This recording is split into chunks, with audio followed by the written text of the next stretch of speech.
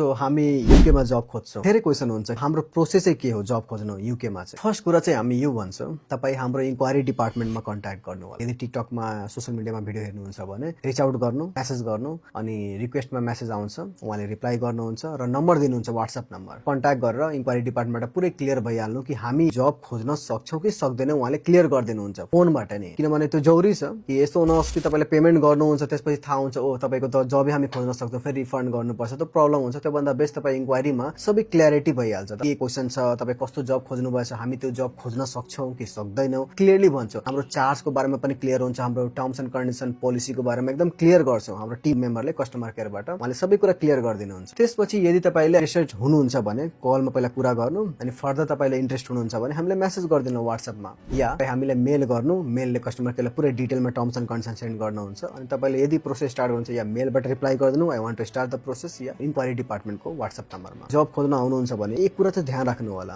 एकचोटी process start भयो भने पछि तपाईको आफ्नै साथीबाट जब लाग्यो या आफ्नैबाट जब लाग्दियो भने हैन पछि भन्नुहुन्छ पैसा रिफन्ड गर्नु रिफन्ड छैन त्यही कारण हामीनिर हैन बरु लास्ट अप्सनमा आउनु 1.5 महिना 2 महिना पछि नि आउनु डजन्ट म्याटर तर आउनुहुन्छ भने मेक स्योर हामीबाट जब नै एक्सपेक्ट गर्नु होला पछि फेरि मेरो जब आफैबाट लागिसक्यो मेरो पैसा फिर्ता गर्दिनु त्यस्तो छैन त्यस्तो कहिले पनि हामी सुन्दैनौं हामी सर्भिस दिने कम्पनी हो एकदम प्रपर हाम्रो कम्पनीको रेजिस्ट्रेसनमा गएर तपाईले हेर्न सक्नुहुन्छ एचएमआरसी मा हाम्रो कम्पनी हाउस नम्बरहरु पुरै डिटेल हाम्रो इमेलमा भएको हुन्छ त्यसरी रिसर्च गर्नु हामी सर्भिस लाइनमा छौं एकचोटी प्रोसेस स्टार्ट भएपछि फेरि रिफन्ड हुँदैन यो कुरा चाहिँ ध्यान राख्नु होला अब प्रोसेस कसरी स्टार्ट हुन्छ बेसिकली के हुन्छ सुरुमा इन्क्वायरी गर्नुभयो बुझ्नुभयो त्यसपछि तपाईले मानक गराउन मन लाग्यो पहिला सुरुमा के गर्छौं हामी आफ्नो टर्म्स एन्ड कन्डिसन तपाईको प्रश्न इमेलमा सेन्ड गर्छौं पुरै बुझ्नु पढ्नु त्यसमा के हुन्छ प्रोसेस स्टार्ट गर्नु छ भने त्यसमा त्यही इमेलमा रिप्लाई गर्नुपर्छ आई एग्री फुल नेम र फुल एड्रेस त्यो हामी कन्ट्र्याक्ट भइसक्यो इमेल कन्ट्र्याक्ट हुन्छ हाम्रो इमेलमा हामी इन्भोइस गर्छौं हाम्रो वाइज बैंक अकाउन्टबाट इन्भोइस जान्छ तपाईको इमेलमा अनि त्यसमा इन्भोइसमा चाहिँ कति चार्ज लागेछ भनेर पुरै डिस्क्लोज हुन्छ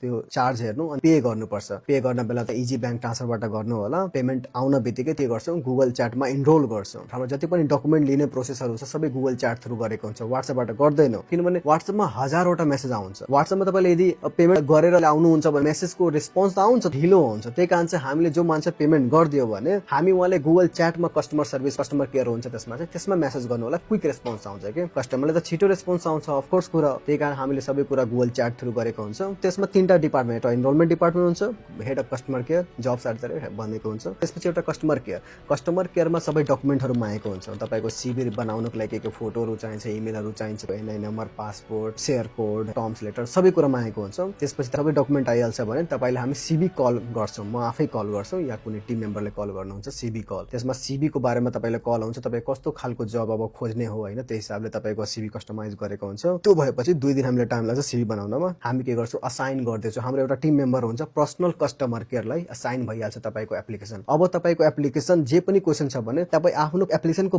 रिगार्डिङ जे पनि क्वेशन छ तपाईको पर्सनल कस्टमर केयर जुन असाइन भएको छ जिम्मा पाएको छ कि तपाईको एप्लिकेसन उहाँले अप्लाई गर्नुहुन्छ रिप्लाई गर्नुहुन्छ सबै क्वेशन उहाँसँग नै गर्नुपर्छ के असाइन भएपछि 2 दिन पछि असाइन भइहाल्छ ओके जब डकुमेन्ट दिनुहुन्छ सीबी भएपछि अप्लाइङ प्रोसेसमा चाहिँ जे कुरा प्रोसेस तपाईको हुन्छ नि अप्लाई रिप्लाई सबै कुरा उहाँ ह्यान्डल गर्नुहुन्छ उहाँले हायर गराइदिनुहुन्छ त्यसपछि हायर भएपछि 14 दिन पछि तपाईलाई कल गर्छ यहाँबाट कि तपाईको जब कस्तो छ ठीक छ कि छैन भनेर सबै कुरा ठीक छ भने तपाईको एप्लिकेसन क्लोज भइहाल्छ यति नै हो पहिला एग्रीमेन्ट गर्छौं त्यसपछि पेमेन्ट त्यसपछि इनरोलमा गर्छौं गुगल च्याटमा डकुमेन्टहरु माग्छौं सीबी बनाउँछौं यही हाम्रो प्रोसेस हो अनि के पनि क्वेशन छ भने प्लिज हामीलाई कन्ट्याक्ट गर्नु होला धन्यवाद नमस्कार